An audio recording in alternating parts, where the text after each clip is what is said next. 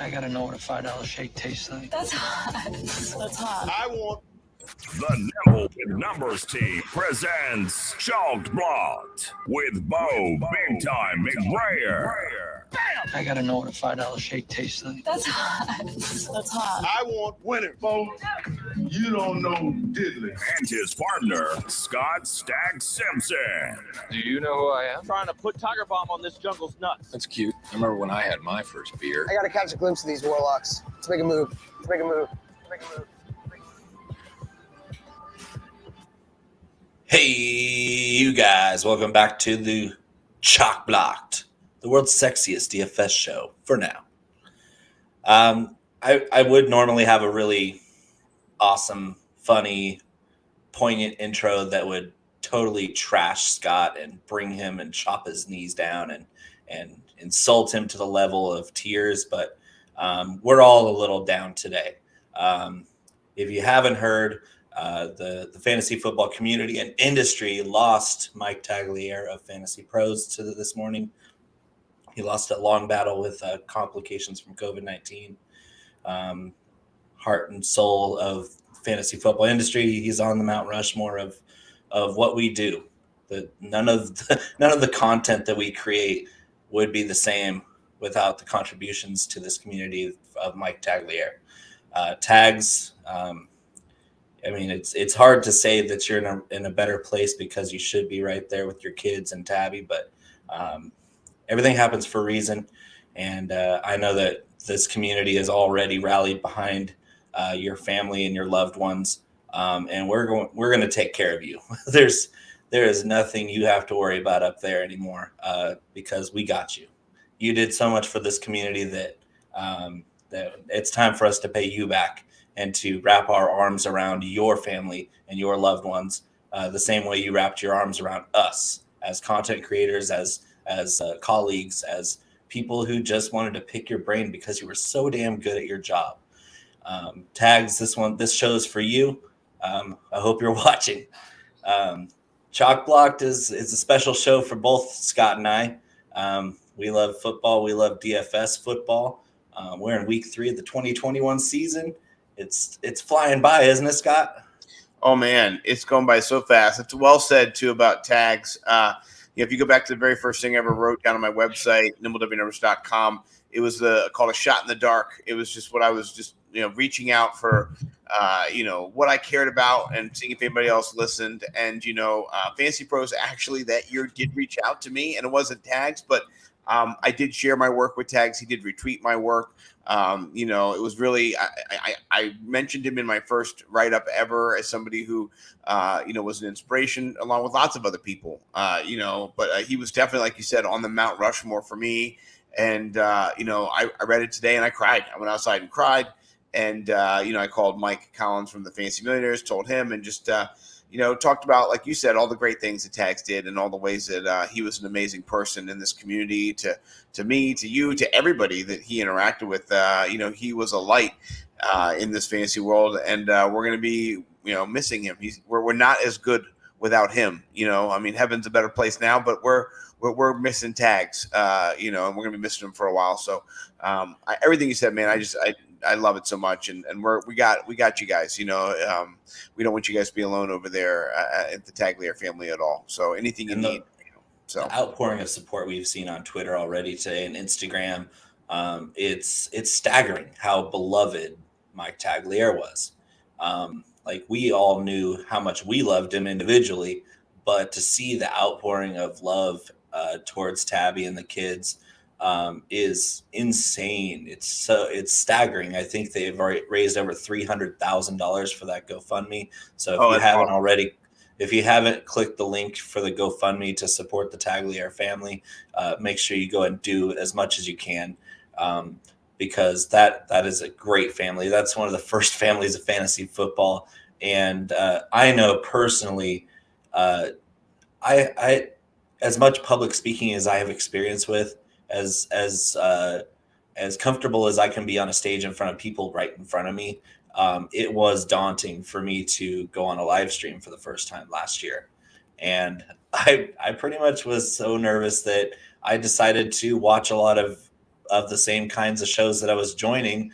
And one of them I came across was Fantasy Pros, one of the shows that Mike Tagliere was on, and Tags is polished, man. That guy, nobody outworked Mike Tagliere. Nobody outworked him. And he came in prepared. He came in spit and fire, and he came in just razor sharp. And that's what I strive to be on this show and every other show I appear on. Is he gave me the confidence to know that, hey, I'm just another nerdy guy like Tags. I mean, why not me? Why can't I go on camera and spit my knowledge the same way, or in some fashion similar to Tags, because that dude's a legend. And legends never die. So yes, he's left his bodily form, but that spirit's never going to leave us. No, we love you forever, Tags. And I was talking about it with Michael Hoff on the DFS Money Shot a couple minutes ago. It's just crazy to like think about it and to say, like, rest in peace, Tags. Like, it just doesn't, my brain doesn't know how to think that. I can say it, but it just still doesn't make sense. So, praying for their family. And I think when I made my donation, it was like 20,000. So to hear it's over 300,000 is amazing. I love it. Let's get it to $1 million. I got to 200,000, and then Fantasy Pros said that they were going to throw in 100K on their own. Dude, I love that. This is amazing. I love the community. I mean, they raised $35,000 for me, when my family was struggling with London's cancer diagnosis. So please do, if you can. It truly is a neighborhood. We're in a neighborhood of millions of miles of separation. It's remarkable. It's unique, and it's special. I mean, both of us know how special it is. So let's jump right into this slate, because it's a bear. We got 13 games on the main slate for DFS. Pretty much all of the prices we're going to be dealing with are on DraftKings. PPR scoring bonuses for 300-yard passers, 100-yard rushers, and receivers. And 4-point per passing touchdown. DraftKings, pretty straightforward, but the pricing this week is unique. Like, they've completely disrespected certain players, and then they've propped up other players to where, I mean, it's almost nice to see some of these players that I'm high on get priced up out of the chalk. Yeah, I agree with you. And so one of the tools that we're going to use here every week on our show is going to be the Run the Sims lineup optimizer for week 3. We've got it pulled up. Love Justin Freeman. Love Run the Sims. Please do check out my tweets. Check out Run the Sims. I've got a link. You can sign up for a free account. Jump in there. Reach out anytime. It's amazing, the tools that they have over here. This is just one of the tools they have. They've got a bunch of things for fantasy. 350 free. Oh, man, I love it. So let's talk about the first game. Where do you want to go? We've got the whole slate here in front of us.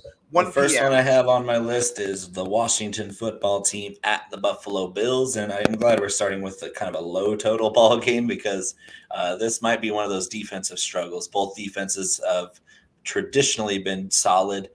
This year, it's actually been the Buffalo Bills defense that's been the most impressive out of these two.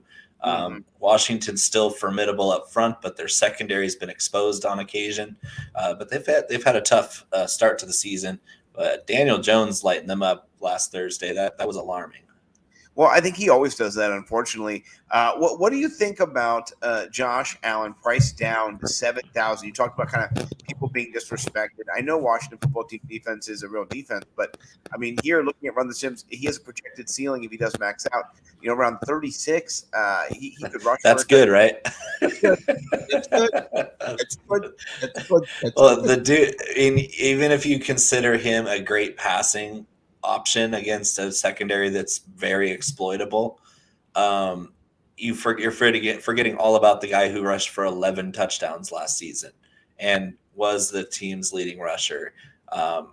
It's insane how much he can put up on any given week, regardless of matchup strength. And this is the spot where he's not even coming in that chalky. I mean, what's going on? Is it bizarro world where we just forgot about the Buffalo Bills after they just laid waste to the Miami Dolphins last week, 35-0? I mean, that wasn't just because the Tua was out early. That was their defense just leaning on the Dolphins the whole game and then scoring at will. Yeah. Well, I think that Josh Allen's still yet to break out. He's priced down. I understand that a little bit. I love it.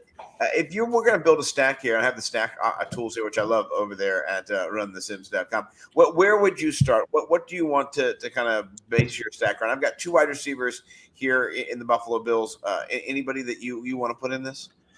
So of course Diggs is coming in at a lofty price, 7,600. That's a really appropriate price for Stephon Diggs. Yeah, but he's not coming in chalky either. What is going on? This guy is a target monster with a ton of upside. He scored a touchdown last week. We forget all about the production they had last week. And Josh Allen, Stephon Diggs is where you start. And if you want a double stack, look all the way down the list at 3,700, and you got a big guy named Gabriel Davis that's just prime for a huge performance in this matchup. I like that. I'm going to make that, say, 5% of the stacks that we're going to have right over here. Yeah, we got a lot to cover, A bunch to cover, but I'm going to put that in. A lot to cover. I like it a lot. All right, let's jump out of here. You can jump right over from the player pool to the stacks, your settings, all those things before you run the Sims, as always. What's the next game you want to jump to? Or do you want to talk about any of these running backs? Antonio Gibson interest you? He missed practice a little bit. Limit. Yeah. What do you think? I'll toss him in a lineup or two, but Buffalo looks really good on defense, a lot better than I thought they would, especially against the run. They bottled Najee Harris up in week 1. They completely shut down the Dolphins last week. This defense is strong, and I think it's because they're healthier than they were last year. Can I ask you a question? What do you think about PFF giving them, the Washington football team, a 77% rushing advantage in this game? Do you think it's exploitable? I think they're bigger. Buffalo not as big as the Washington football team. Do you think maybe they can manhandle them? Or what do you think about that? I think it's going to be such a low-scoring game that I'm not really targeting this game for a GPP tournament. It's not appealing to me because there's so many other big games on this slate that you can take a piece or two from this game, like a Josh Allen, Stephon Diggs stack, and then just go elsewhere. Yeah. And if you need to fill in a low-price guy, Gabriel Davis is sitting there. But Washington, Terry McLaurin is a great little dart throw too because, he had a huge performance last Thursday. Just massive. It seemed like Taylor Heineke got happy feet and he can only find 3 guys on the team, and that was McLaurin, Humphreys, and McKissick. Other than that, he couldn't see anybody open. And even late in the game, he nearly cost him that game when he pretty much telegraphed a pick right when he was going for McLaurin the whole way. Wild. It did say that Gabriel Davis here, I'm not sure, missed a little practice on Wednesday. I think he'll be fine if he profitable. We'll manage that. 3,700, not bad.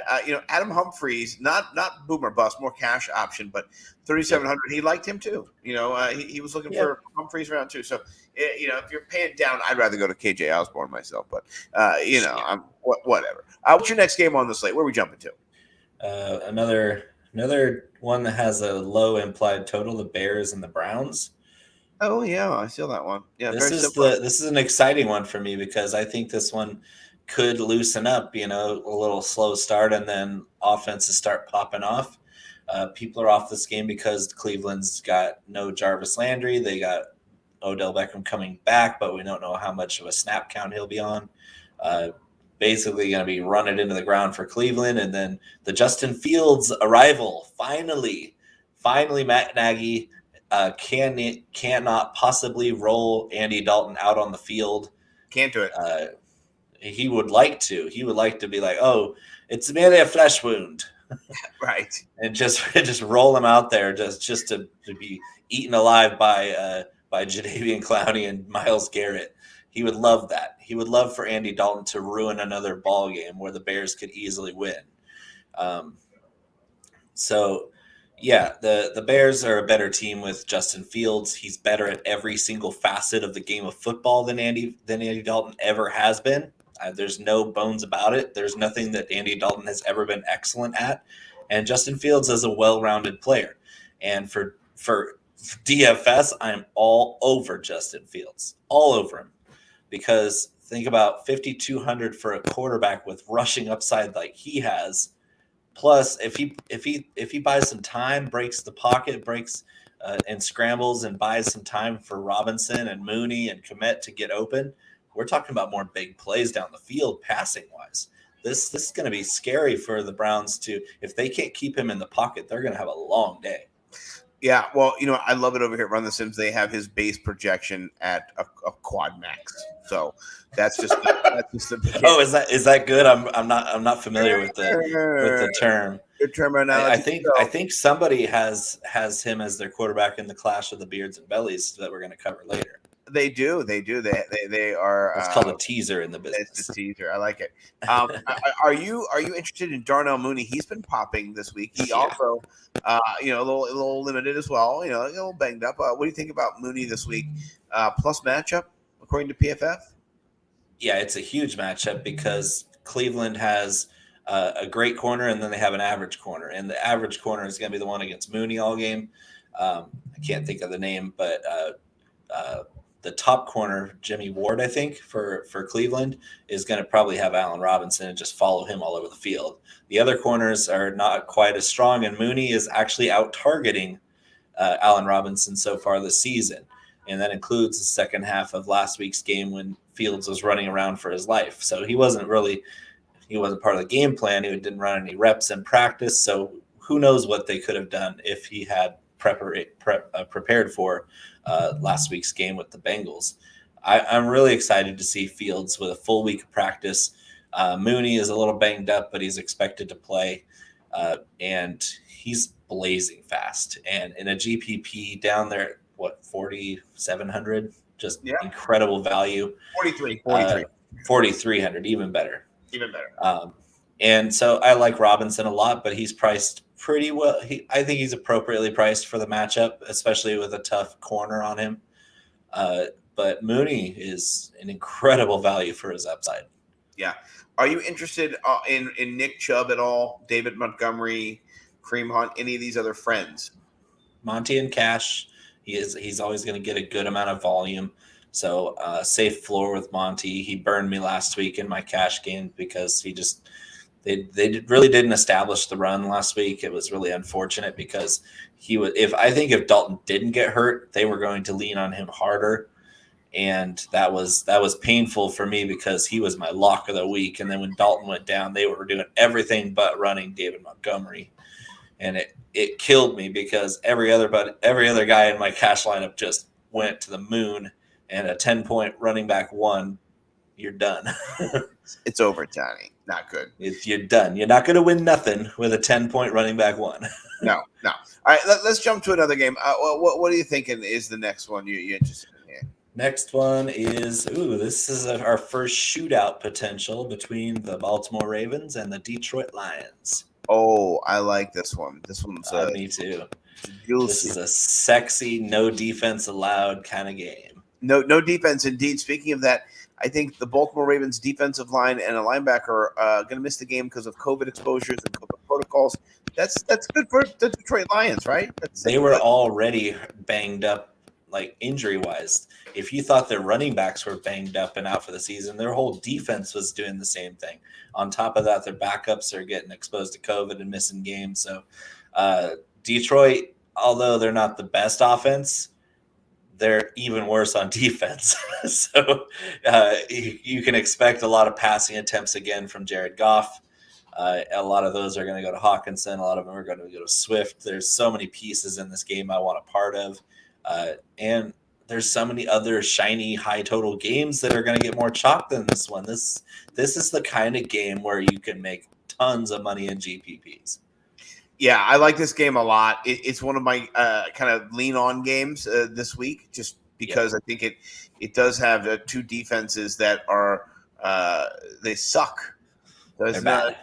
And I mean, it depends on where you're at. The different sites have different projections. Occupy Fantasy has DeAndre Swift around a 7% projection ownership. Over here at Run the Sims, they have more of like a 25% projected ownership or rostership, whichever one you're going with. I'm saying it's somewhere in between there. I do think that he will be a good play. His base projection is 17, and I mean he's got a nice ceiling.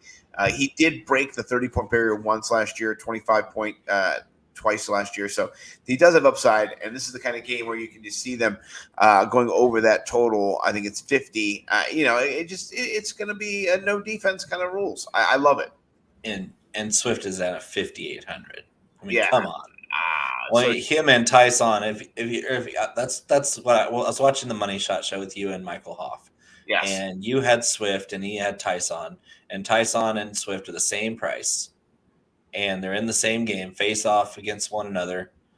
And to me, it's an easy Swift, easily Swift PPR. because PPR. Tyson might catch 2 or 3 balls. We saw it last week where he's an electric little runner, but he's going to get 50% of the touches. And Swift is going to get 65% over Jamal Williams, including most of the passing work. Yeah. And passing work is how we pay the bills on DraftKings. Goal line, 5,800. The goal line. Yeah. And we do know how bad the Detroit Lions run defense is. It's just all things being equal, Swift is a much better running back. He translates so many skills to this level that they're unique to him. Mm-hmm. There's a couple other guys maybe that have the same skill set in the receiving game that he has, and they're not in this game, and they're not 5,800. No, and Lamar Jackson, to me, it's at 2,000 more, 7,800, might be the play of the week. His projected base, projection 27 points, and then his ceiling is 39 points. I said, I tweeted it out. I said he's going to get 40 points this week, and he could break the slate. So I love Lamar Jackson. Are you playing him more in GPP? I have been cash against you. What do you think about that play? I'm all over the place at quarterback. I have a lot of favorite guys because there's so many great matchups. As blowout proof as Lamar is, I think he's the kind of guy that could just do a nice 30, 35 points where you're definitely not unhappy with him. But you might be looking elsewhere for quarterbacks who are going to throw the ball 50 times in a game and put up 400 yards passing and 3 or 4 touchdowns that are going to do just as much for a lower price. And so my only hindrance to rostering a lot of Lamar Jackson and GPP is just, well, who else can I put around him? It's true. You might be playing him naked like I am, honestly. So and like I said, he's blowout proof. Most quarterbacks, if they're a passing quarterback, or even some of the rushing quarterbacks, is they let the foot off the gas if they're way ahead and they run the ball. And that takes away points that you could potentially get late in the game. Well, Lamar is also their running game. So when they're killing the clock or blowing a team out or staying in the game like last week against Kansas City, it's all Lamar every time. No matter what the game flow is, Lamar is that offense. It's Lamar every time. Yeah. No, I love it. So 2 tight ends in this game, Mark Andrews, TJ Hawkinson, both priced relatively similar price bracket, 5,000 for Mark Andrews, 5,200 for TJ Hawkinson. What do you think? Who are you leaning on in this matchup? They're both good plays, but Hawkinson's a great play. Averaging 10 targets a week so far, and I don't see any end in sight. And this is another smash spot where Baltimore secondary is so just tattered with injuries. And who are they going to have cover him? Even if he's just running 5-yard hitch routes, he's going to have 15 targets in this game. Yes. Because I see Goff throwing it at least 35, 40 times.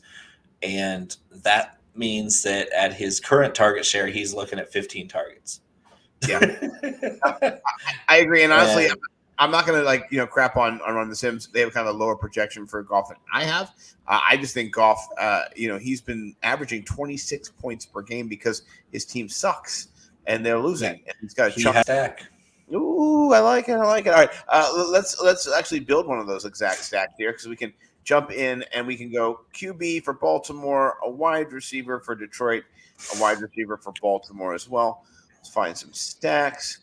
Oh, we've got it right. I had 2 stacks in this game that I really like, and I actually did put them on the Spicy Stack show last night with Hammerjacks. Oh, so catch the replay on that one. I had Lamar and Hollywood running it back with Hawkinson and Swift, and then I had a Goff, Swift, Hawkinson, and run it back with Hollywood. I just added. So I've got Lamar, Quintez. Lamar, Marquise, Hawkinson. Who's the fourth? Swift. Swift. Oh, I need to put a running back in there then. So get rid of the wide receiver. This is what's so cool. You can just change them right now. Okay, so I got it right here. Oh, Bada bing, bada boom. Forget about it. I'm gonna make it a 10% for us, man. That's sexy. Excellent. I love it. We're all right. going heavy bone on this game, baby. Oh yeah, big time. All right, so if you guys haven't read our work yet on nimblewnumbers.com, it's really important that you do because we haven't collaborated at all this week. And then when we both put forth our work, it's scary how many similarities we came up with. Like the matching plays are everywhere. Yeah, it's kind of ridiculous. I'm not gonna lie. We've done different processes. We're not doing the same thing. We're doing much different things. You know, we're always doing different things. We just came to the same conclusion. Exactly. Very, very true. So let's talk a little bit more about the next game we're going to go to, which is it going to be a high scoring, a low scoring?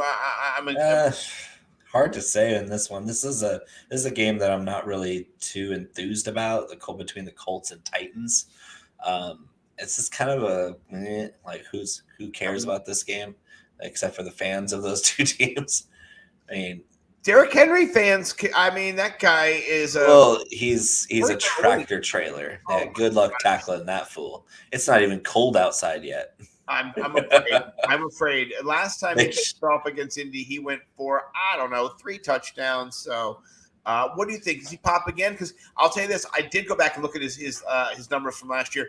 He never popped twice in a row. Never. He would pop and then he would stop, and then he would pop and then he would drop, pop. So, what do you think? He comes back off this game and he's priced up 8,600. You playing him or are you fading him? I'm fading him mostly. Because he did have 40 touches last week. It's a lot of touches. 40. And I don't think they're going to give him a similar workload. They kind of had to last week because their passing game wasn't working. And if they were going to avoid getting blown out in the third and fourth quarter, they were just going to run Derrick Henry in the passing game, which good luck. Talk about a locomotive. Your boy called it. Your boy Bo called Derrick Henry's target share doubling this season. That was in my P-Context article. And I was hopeful that the only reason Derrick Henry was not involved in the passing game was Arthur Smith. And sayonara, Arthur Smith, because now we get to watch the best, probably one of the most skilled running backs who happens to be a gigantic, fast human being in the passing game on top of his 30 carries. Yeah. Yeah. Well, I mean, he has a boom rate of only 27%. Where you're looking at, and AJ Brown's got a bigger boom rate. Honestly, Jonathan Taylor's got a bigger boom rate as well. So, yeah, I'm on Taylor this week for almost 2,000 less than Henry. This Indy team, they're rolling Carson Wentz's corpse out there this week. He's got 2 sprained ankles. He's playing tomorrow, and so they're going to lean on those 2 running backs. JT and Nyheim Hines are both going to have big roles. We'll have to see if they make big performances out of those big roles because I don't know how much they're going to get downfield production wise, even against a terrible, terrible, terrible Tennessee secondary. Yeah, ridiculous. What do you think about Michael Pittman at 5,500? Is he any interest you in this matchup? Some, not a lot. He's not a consistent player. He's coming off a huge game too, but Wentz. I think Wentz is going to be really tentative. I think they're going to cater a lot of things close to the line of scrimmage. They're not going to roll him out as much. They're not going to have as much dynamic movement in their offense. It's going to be a lot of deke and dunk and maybe a couple over the tops where he's not really leaving the pocket because I don't think they want him to. Okay. I like that prognostication. Over under the 48. I'm going under. Under. For sure. Both teams are going to run the crap out of the ball. Yeah. And I think Henry, the pace of this game is going to be very slow. Both teams like to plod and play with the running game. Derrick Henry is going to get 25, 30 carries. How much he busts out is I don't know if it's worth the 86. It's not optimal. It's not optimal to have him. No, there's so many plays that are almost as good for thousands less. I like it. Let's move on to the next game. Where are we heading? Are we going to greener pastures like a LA Chargers game, or are we going to go like Yes. New Orleans and New England? I'm just going to bomb it. Yeah, Chargers and Chiefs for sure. This is an exciting one. Let's build some stacks here. What do you want to do with stacks? I love so many of these stacks. And I hate to burst your bubble, but I'm definitely taking the under in this game. I think so too. I want to build a Herbert stack. Herbie. And run it with That's my guy, you know. That's my guy, Herbie. I do know. I'm gonna run it with a wide receiver and a running back. So I'm gonna get Eckler in there. And then on the other side, Eckler, Mike Dubb. I'm running it back with a tight end and no running back. And should I put a wide receiver? I will put a wide receiver. So let's find some stacks here. What are you thinking? Who would you want to have in your stack attack? You've got the different price points, different values. I'm going Herbie for sure. I want Herbert. I want Herbert, Eckler, Mike Dubb, and Kelsey. Okay, so we gotta get rid of one of these wide receivers for KC. Then let's get bye. Okay, so I mean, you can put Hardman in there, but I wouldn't include him in that game stack. So here you go: Herbert, Mike Williams, Austin Eckler, Travis Kelsey. At 15% of our stacks. Oh, it's good. It is very good. I like it a lot. I don't understand how Herbert's only 6,500 here. It doesn't make any sense. I love Mike Williams this week. It's straight disrespect. And Mike Dubb is averaging, 23 points a game? Yeah. And he's 6,400. It's terrible. It really is. I love it. Yeah. It is what it is over there. Pat Mahomes, 8,200. What do you think? Tough matchup. It's a tough matchup. Look what they just did to Dak. Right. They basically said, "Hey, we dare you to run it down our throat," and Dallas is like, "We can do that too." And so they ran it down the Chargers' throat. Well, guess what? The Chiefs don't have that running game. They do not. They're going to pass the ball. They're going to get theirs. Somebody's going to get theirs. I just don't know who it's going to be. Yeah, it's going to have to be the usual suspects having a breakout game against tougher matchups because you have Tyreek Hill up against a tough corner. You have Derwin James probably matching up with Kelsey. That's the toughest matchup he's going to have twice a year. And they're still going to get theirs. There's no way to shut them down.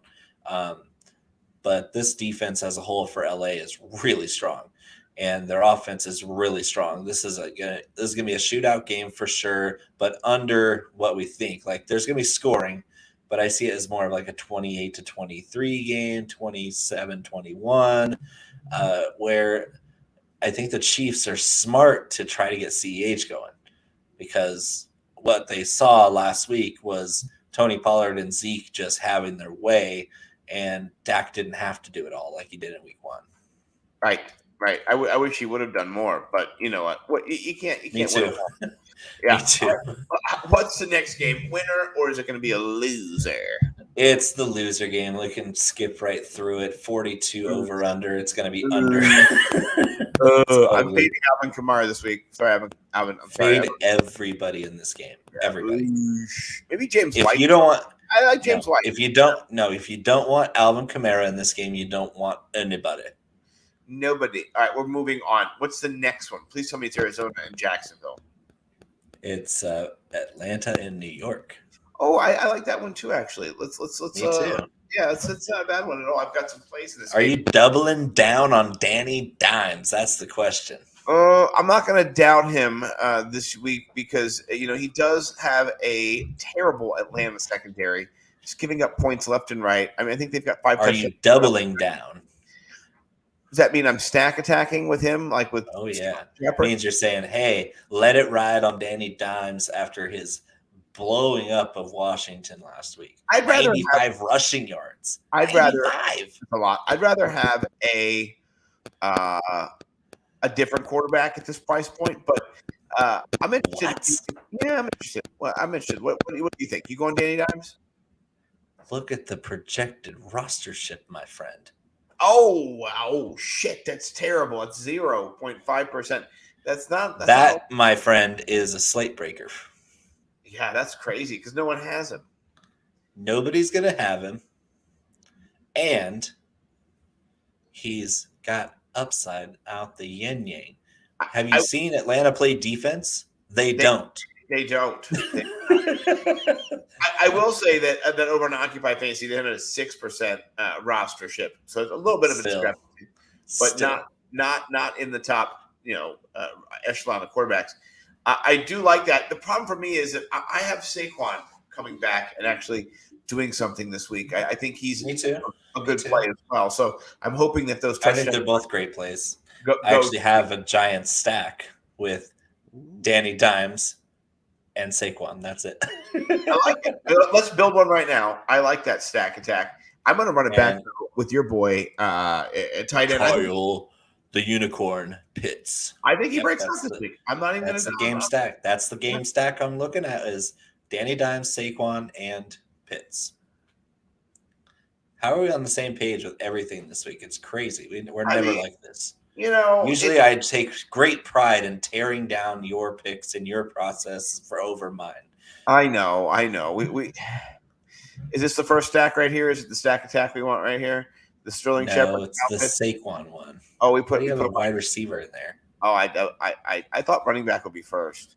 I don't understand. Yeah, let's put this 10% stack. I like it. Here's our stacks over here. So nice. Yeah, we got to get rid of this one here. Look at the value. Saquon Barkley is 6,500. Oh, And this is what I wrote about. This is if you ever taken an IQ test, most of the questions are can you identify and follow a pattern? And week 1, good matchup, but 10 carries. yeah. Last week, bad matchup, 13 carries. Still popped off a long run, looked pretty good on most of his carries. Didn't have a lot of room. It was a tough matchup. This week, amazing matchup and ascending pattern of touches and role in the offense. Why is he 6,500?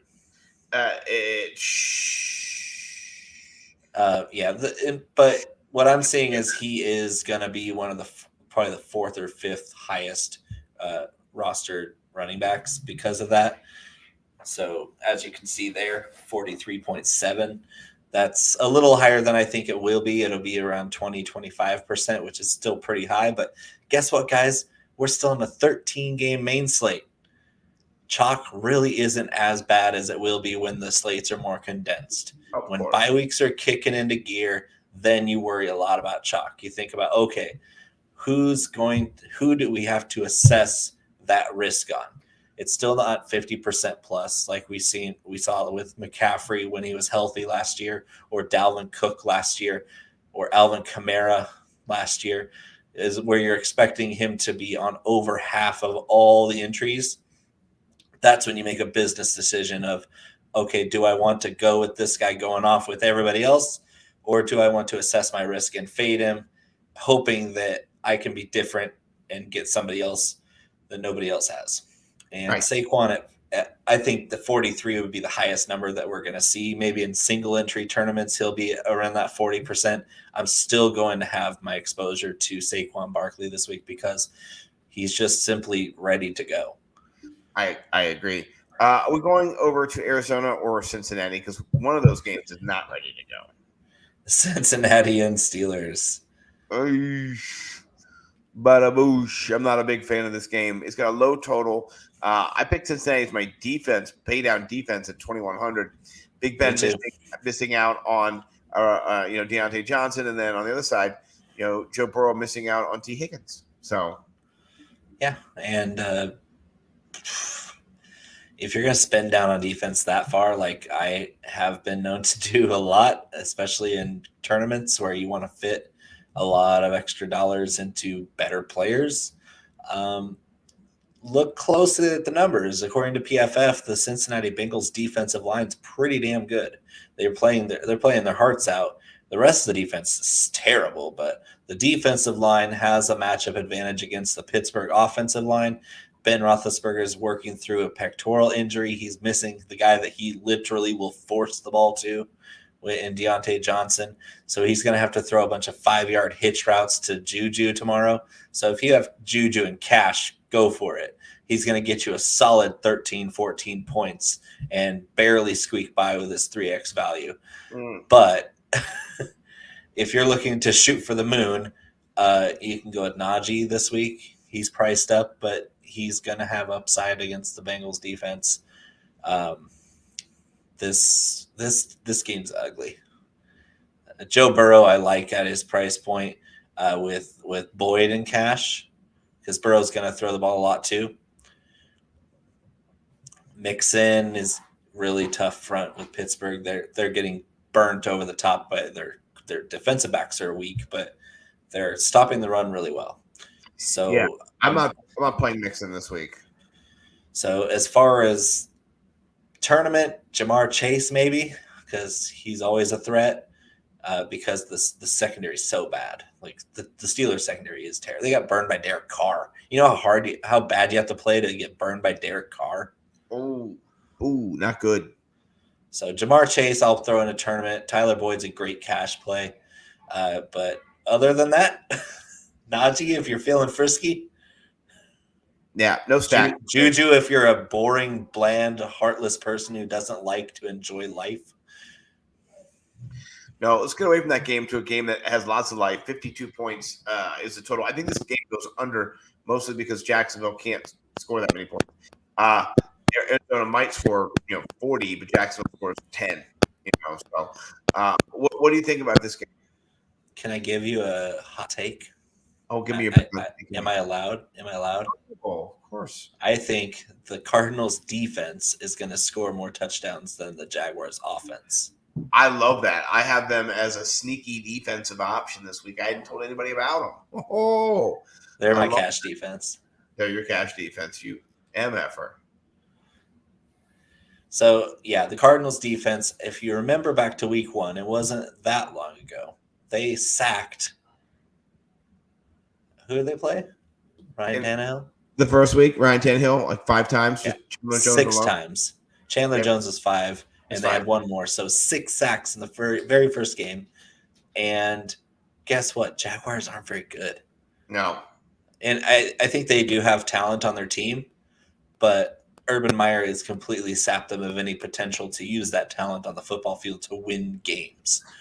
So, yes, I think that they're going to sack Trevor Lawrence a few times. We've seen Trevor Lawrence make those rookie mistakes early on, even though he's made some great plays too. The Jaguars are terrible in spite of how amazing Trevor Lawrence is as a rookie quarterback. And yes, his numbers are ugly last week, but the dude's still polished. That guy's special. And it's just unfortunate that his coach is Urban Meyer. I agree. With that, though, I'm building stacks with my guy Kyler, not with Jacksonville. I mean, I'll run it back with one wide receiver over there if we want to. But Marvin maybe, but Marvin, yeah. So let's talk about this. Are you playing D-Hop this week, or is it game time decision? So can you trust him in your lineup? No, because if they're way ahead by the third quarter, he's not going to be in there. It doesn't matter. So are you taking AJ Green? Are you taking Christian Kirk? Are you going with our boy, the Rondale Moore Express? How are you stacking this game? I'm going to have some Rondale. I'm going to have a little bit of AJ Green. I'm going to have a lot of Chase Edmonds. And that's kind of one of the guys that got priced up, where he's not going to be rostered a lot because people don't want to quite spring up to 5,700.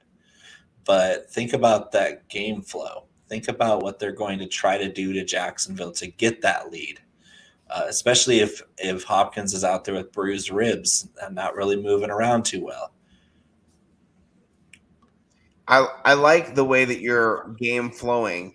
I'm looking here at Kyler, Rondale, Chase Moore. Ooh, that is interesting. They don't have a big projection on Rondale, but I still like it. So let's give it as 10. Rondale's a little expensive at 5,000. If you take away the 70-yard touchdown where he was absolutely left wide open, his numbers weren't that great.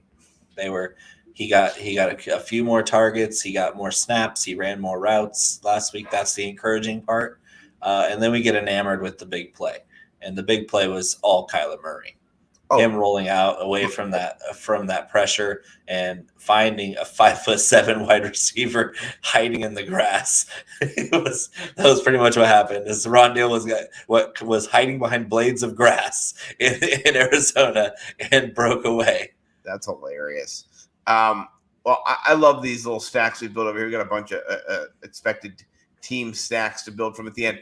We got a couple more games left here in this bottom window.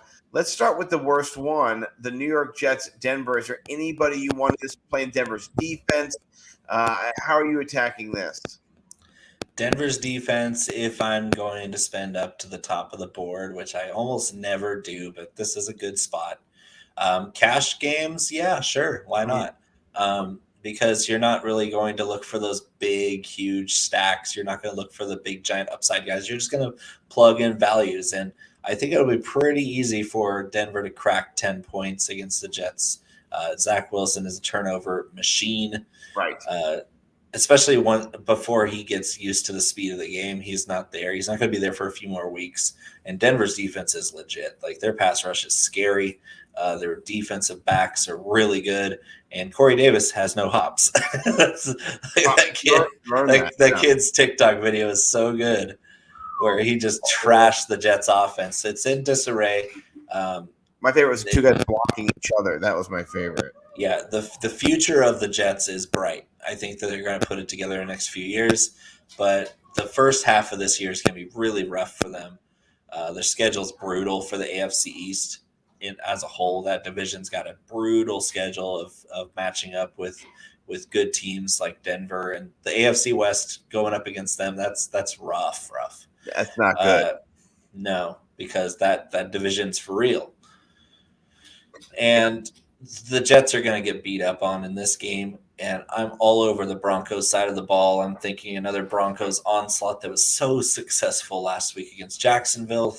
Talk about soft schedules. How about the Broncos schedule? Yeah, them and the Carolina Panthers. How you doing now? Yeah, I mean, they're in for a rude awakening when the schedule gets into divisional play, but as of right now, they're taking advantage of really nice soft warm-up games, to be honest. So Denver, you can go Teddy B. Teddy B is one of my favorite tournament plays this week. Because I think he's going to go for 25 plus again. He's got too many weapons. His running back that's good, Javonte Williams, he's another guy like Kyle Pitts, where you're just waiting for that really big blow-up game to happen because he's good enough to do it. And we've seen those flashes in the first two games to be like, oh, I can't wait. I cannot wait to take this victory lap on my favorite rookies that I've been hyping all summer. Kyle Pitts is one of them. Javonte is the other. These guys are so good at football, and they've been so close to breaking away and making that happen. And this could be the week for both of them. I love it. I actually am a Javonte Williams truther this week, and I think he's a nice pay down option. I'm not going to be playing Melvin Gordon ever. No. What about ever? What about No.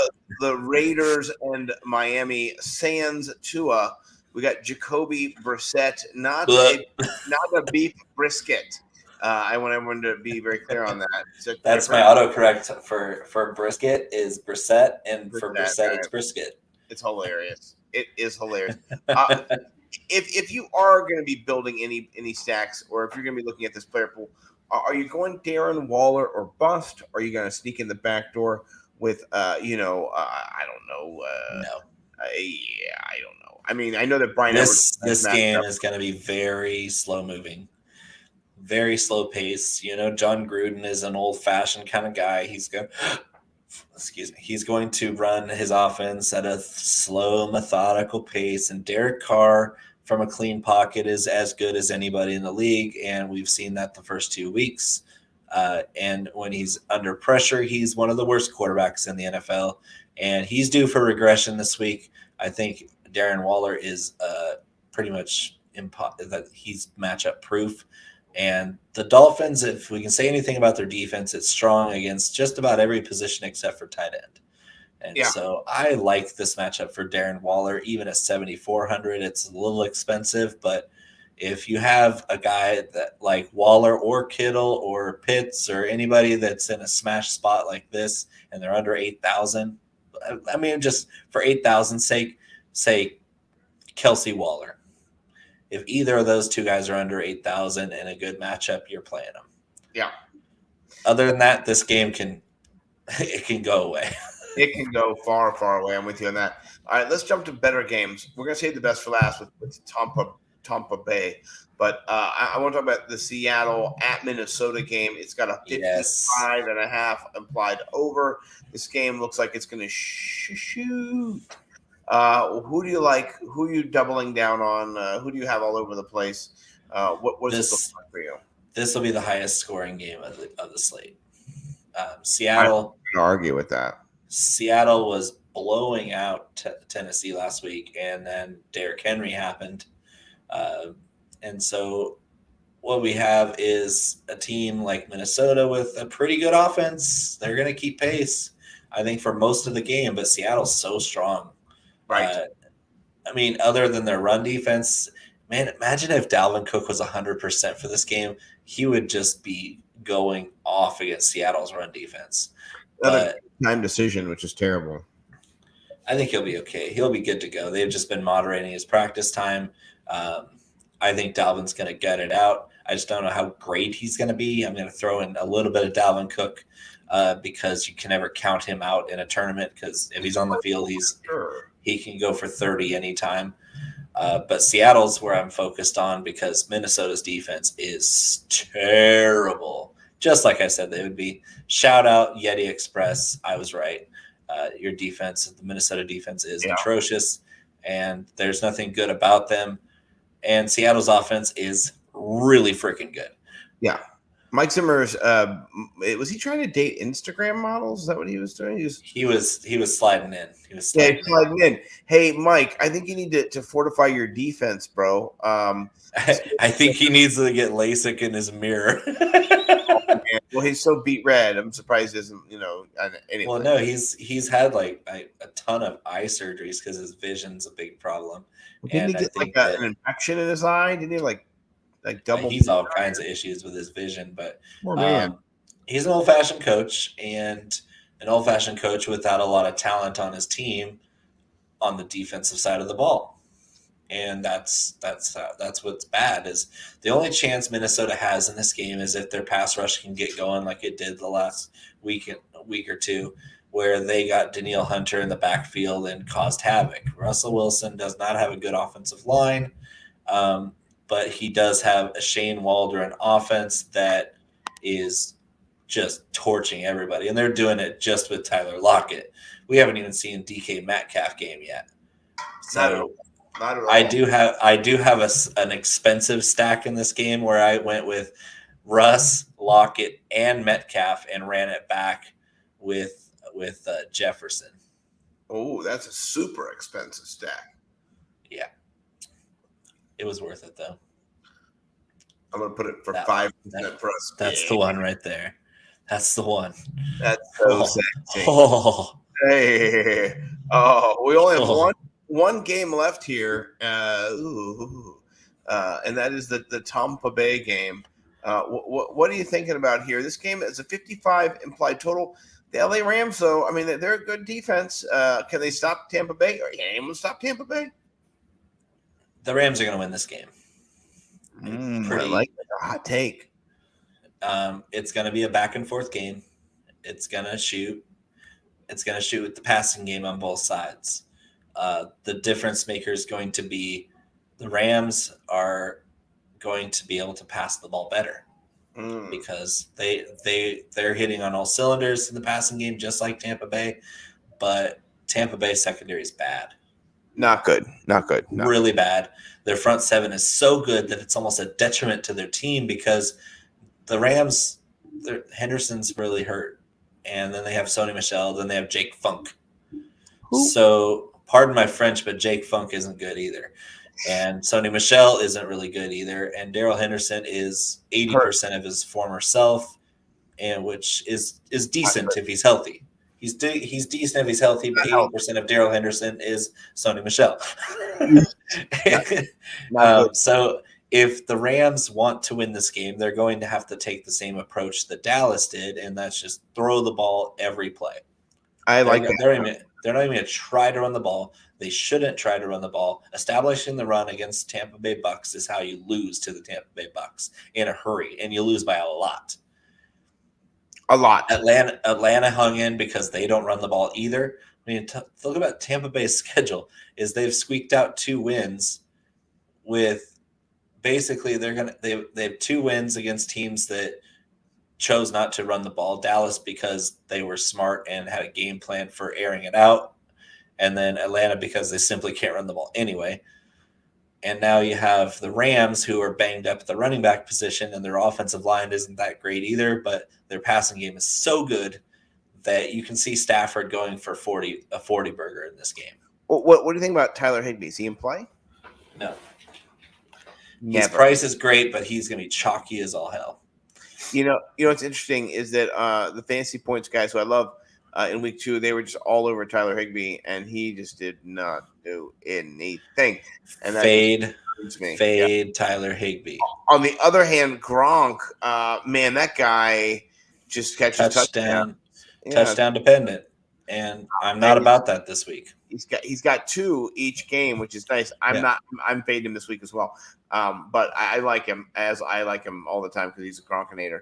All right, let's generate some lineups here. Let's run the Sims now that we. Oh, you didn't let me get to my mega game stack here. Give me your mega game stack. I forgot. So it was Matthew Stafford, and I was surprised because a lot of people were talking about going after Cooper Kupp, but his expected roster percentage isn't that high for what I was expecting.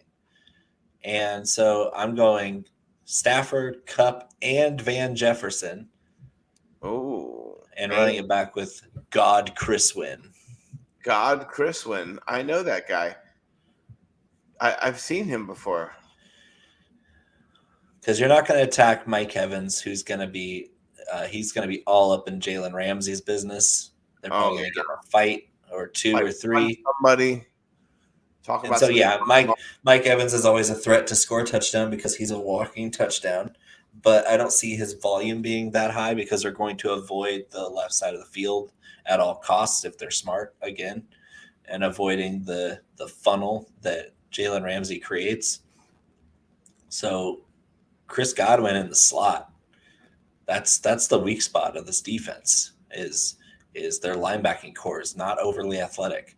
I think they can cover Gronk, but they can't cover Chris Godwin.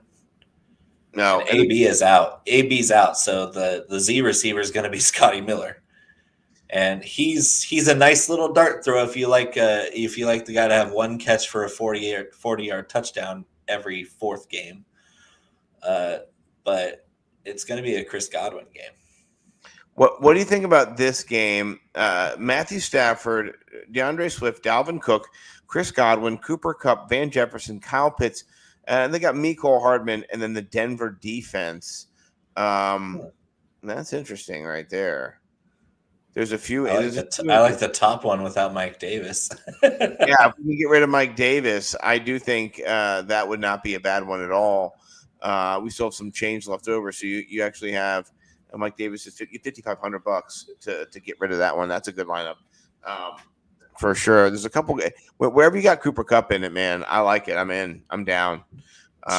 Look, this is a good one too, kind of here, except for maybe getting rid of Mike Davis. I'm not a Mike Davis truther. I'm not. I'm out on Mike Davis. No, he's terrible. Not good. I wish I could. And how shocked were the two of us when Mike Davis got off to a slow start with the Falcons this season? Oh, well, nobody said anything. Zero shock. I'm not shocked. Imagine drafting Mike Davis in the 5th round. Ew. Oh, man, that sounds terrible. That's like a disease or something. You could have had CD Lamb there. Oh, that's way, way better. Honestly, you could have had all kinds of studly receivers in that 5th round, but you had Mike Davis. You stupid person. Well, you know what? I got to log back in. Okay, sorry.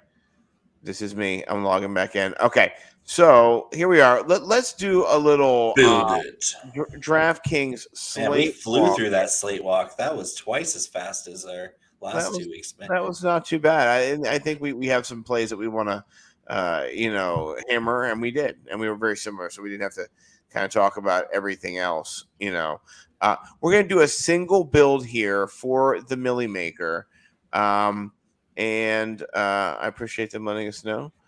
Okay, thank you. All right, Single build Millie Maker. Single build Millie Maker. Like my sounder? I do. Sounder. Welcome to the Occupy Fantasy.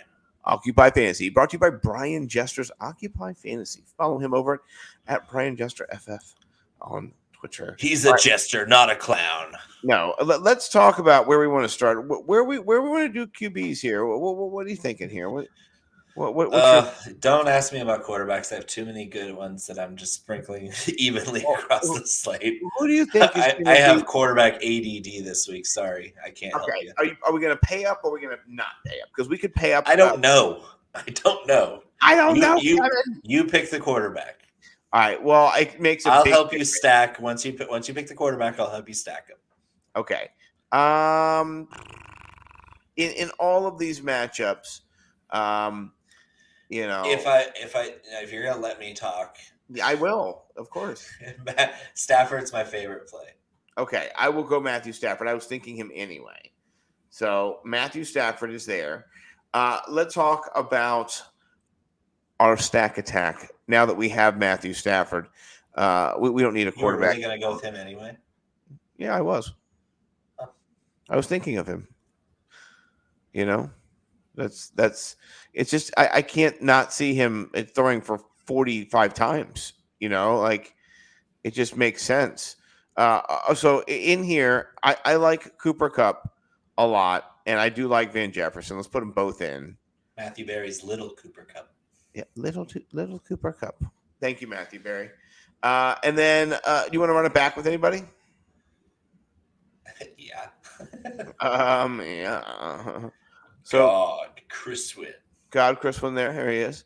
We're not looking too bad here with our ownership. I don't care how chalky he is. I don't care how chalky Chris Godwin is. I want him in my lineup. We're looking good. We're looking good. I mean, he's got. We want pieces. Now we want pieces of the other games that are so sparkly. Yeah. So give me a team. I'll put them in. This is great. I love being able to pick the team. Really great tool here, or Occupy Fantasy. You can just really easily jump around the slate. So where are we going? What team? I want to see the Detroit.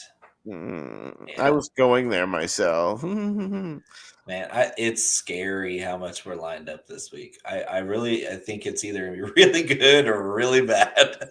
It's going to be a good or terrible. Well, let's go with DeAndre Swift. Only 8.5% rostership. I love that. That makes me happy.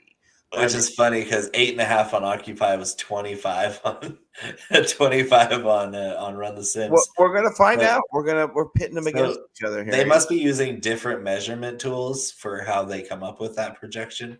There's a lot of ways to predict rostership. So, I mean, who knows what the difference is? But I think it's gonna be somewhere in the middle, like you said. Yeah, so for our next running back, I want upside. Are we going to pay down, middle of the pack? Where are we going to jump into here? Give me Jonathan Taylor. Boop, boop, boop, boop. Jonathan Taylor, only 5.8% rostered. Oh man, we're looking good here. We've got Matthew Stafford, DeAndre Swift, Jonathan Taylor, Cooper Kupp, Van Jefferson. Chris Wynn. We've got money for tight end and for flex, but let's do defense because I like doing defense, right? And do you just want to pay down or no? No, we're going to go up a little bit. Okay. Arizona or Cincinnati or the other one I was playing around with was what was it? I can't remember now. I don't dislike Arizona at 3K. They're not bad.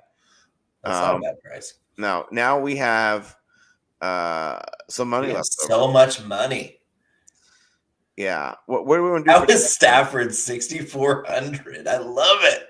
Do you want to go for another Detroit Lion and put a Hawkinson in for tight end? You want to go Kyle Pitts? What do you want to do here? So Hawkinson's a great cash play because I see him getting 10 targets again, 10 to 15. But unless he scores another touchdown, we're going to be left wanting at the tight end position for GPP scoring. Sorry, Judy decided she wanted to join the show. Welcome. So we have 5,900 average. We can go two different ways. 11.8 total. I love Pitts because a lot of people are going to be off of him.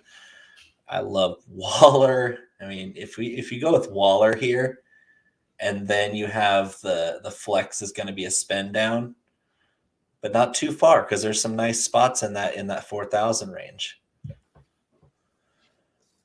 I mean, I think that Darren Waller is always a really good play. Yeah. Have you heard? Darren Waller's good at football. Hey, have you heard? Start spreading the news. 4,400. I think there's a couple guys I love in that range. Yeah. Wide receiver or Javonte Williams. Oh, see that's where you got me thinking. I do like Javonte Williams because if we're putting this in the Millie Maker, are we? Yeah. This is Millie Maker. Then we're gonna have to get a little funky. Oh yeah. Well, let's look and see who we have here. We've got LaVisca. Yeah. Darnell Mooney. Upside's not there. Oh, Darnell Mooney's a little. Mooney's sexy, but yeah. Okay, let's just keep looking. Mooney or Javonte is gonna be a tough choice for me. We can't play Javonte because he's 49. So that's right. He was 44 last week. Yeah. So you're but okay, that makes it easier then. It does. Do you want to go KJ Osborne as the missile shot, or do you want to? Is there somebody else? Yeah, no. KJ is a great cash play, but I'm not feeling his upside. Yeah, we can go back a little bit, and you can look in that other range. Are you a fan? It's going to be really hard to get me off Darnell Mooney there. Let's put him in, and we're still under 100%, which is nice. And this lineup, it's got some kick. Look at the damn upside, bro. Yeah, it's got a lot of upside. So we fit Cooper Kupp, Chris Godwin, Jonathan Taylor, Matthew Stafford, DeAndre Swift, and Darren Waller into one bullet. One to rule them all. Yeah, it's kind of crazy. So here's what I need to do. I like about Occupy are all the little dice rolls that you see. Oh, it shows you that you really are. It's a tournament play. I think that's what they have the dollar signs for your cash plays, and then you have your dice rolls for the tournament plays. So they're giving you a little assistance there. Yeah, and they know like these guys are going to be money.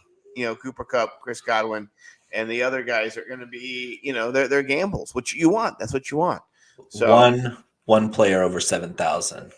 Yeah, I'm going to save this lineup, and then I can import it over later into.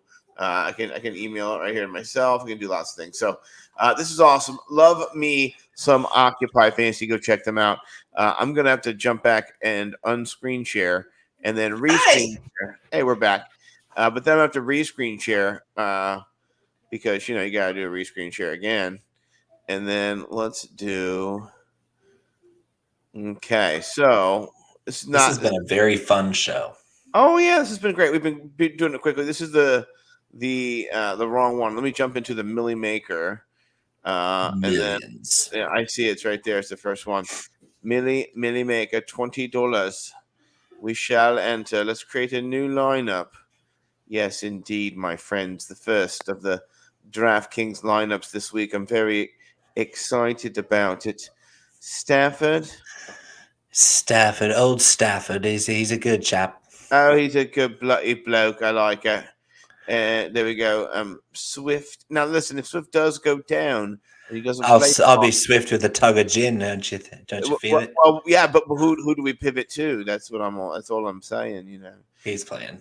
Yeah, I know. I'm just saying if something, hither something terrible comes along. No. I'm saying. I'm just putting it out there. And then it could happen. You never know. You know, I mean, I don't want it to happen. Our friend Darren. You love Mr. Waller, don't you? Darren from Suffolk. Yeah. What about your friend from Yeovil? Have you seen him lately from Yeovil? That was a real place when I was there. It really existed. Yeovil. Yeah, it was. It's not quite round. It's Yeovil. It's Yeovil, mate. You know, and the soccer team they played there. You know, and so Football. I It's do football. I love how the DraftKings guys just chase the Godwin. You know, they go the opposite way. So whoever the one's the cheaper one, that's the one you play. They're letting you know because they don't know what they're doing. So I like that. That makes me happy. Thanks, guys. You know, is someone breaking into your home? No, my daughter decided that she wanted to throw dishes on top of other dishes. You know, it's not a terrible idea if you're looking to make a lot of noise. You know, and she's great at it. Yeah. She's highly skilled in noise making. Highly skilled. You know, this is our $20. We're jumping it in. It is going in, and we're not bulk entering. We're just gonna. We'll enter it in like. Okay, here I'll enter it in like this one, and then like the little ones I'll enter it in. The $12 single entry one. Where's this? 12? Yeah, here, right? Yeah, that one. That's the one. Yeah, the 300K. There love we the fair catch. Okay. I love the fair catch. I'm all about the fair catch. Let's do that. Let's do that. I love it. Very cool. Okay, so we're gonna jump out of here because we've got one more little cherry on top. Talk a little shit about, you know, the clash of the beards and bellies. It's a big old clash. You know what I'm talking about? Yee-hee! Yeah, I like the image that you picked. By the way, this week, it's looking good. It does. It looks really nice. I'm not gonna lie to you. It bangs, as they say. Slaps. It does. Slaps. It slaps. The kids are saying it chops it up with a nice firm stroke. I had to pick a guy that they were both on. I like it. And I just like that high res picture of DeAndre Swift scoring a touchdown because it's good vibes only, you know? It says that right over my shoulder. Good vibes only on my fence. That's how it works, man. Here. You saw the sign. It's how it is. It's the only good vibes. Rules is rules. That's how it works. And, you know, we both did a shout out to tags. Do read those. Here's the lineups, though. Justin Fields as your QB. You've got Eckler and Swift. We both have Eckler and Swift, by the way. Yeah, that was wild. Our running backs are identical. Crazy. We're not even talking to each other before the shows. We've got Justin Fields, and then you're running him naked. Nope, you got Darnell Mooney. Kidding.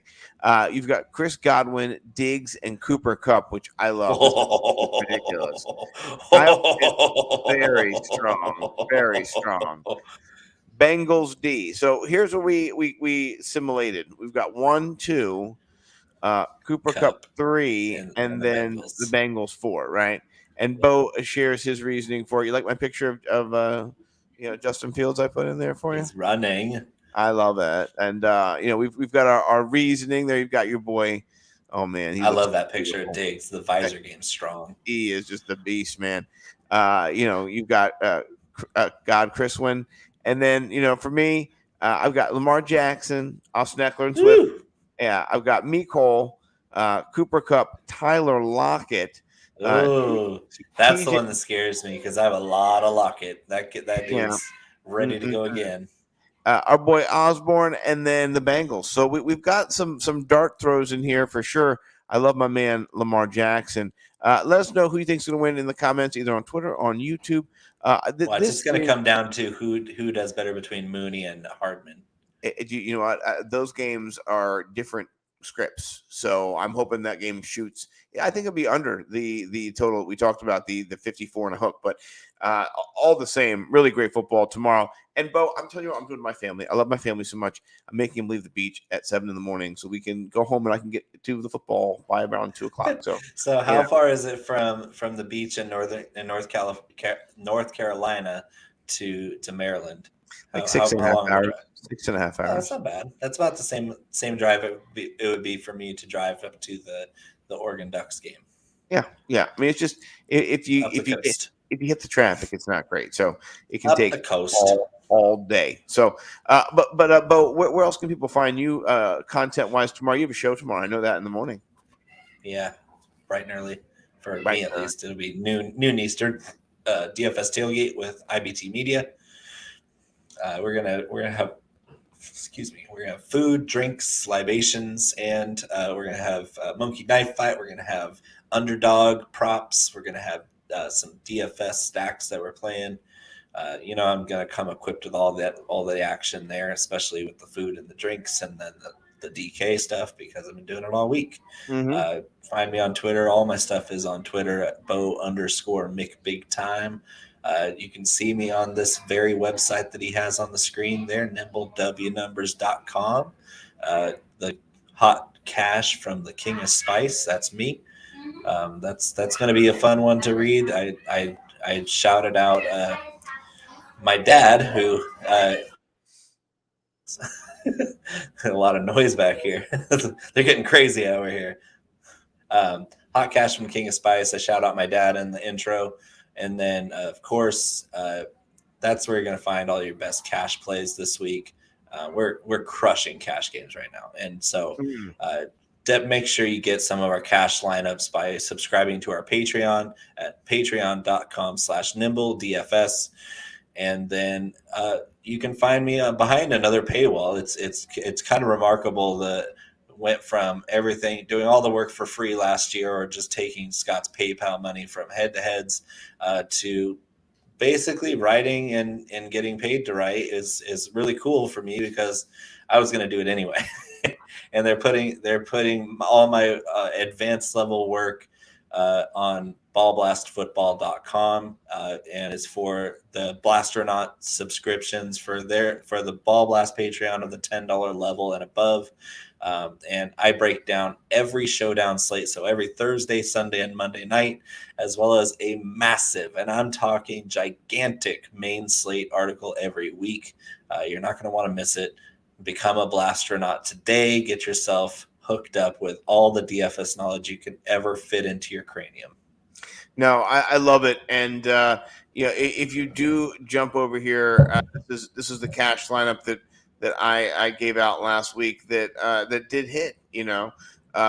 So yeah, I can see why. Look at that. That's gorgeous. Herbert, we Herbert Keenan was great, and Nick Chubb was solid. Cooper Kupp, 39 points. No, I love it that we're not making millions here, but we're doing what we love, what we've been, kind of just behind the scenes grinding on. So I put my lineups out there, but Patrons, please, do jump in. We'll have 20 lineups going out tonight soon in about, probably by 12 o'clock tonight, midnight. And you'll be able to get all of your action there. Make sure you check out the GPPs as well. We're going big. We're going big or go home. You'll see big plays. Oh, and don't forget to get your bigtimeflavor.co. Get your bundle, get your hot box, get your Smoke Shack, get your Amigo, get your Taco Citizen. Did I miss anything? That's clucking hot. That's clucking hot too. Yeah. Which might actually need a name change. I did find somebody else who's using that terminology. So the name might changing, but the recipe won't. Might be that's fucking hot. So we'll have to see how that. Right. Yeah. Bleep. But bigtimeflavor.co from now through tomorrow, we're donating all proceeds to the Tagliere family. No, it's awesome.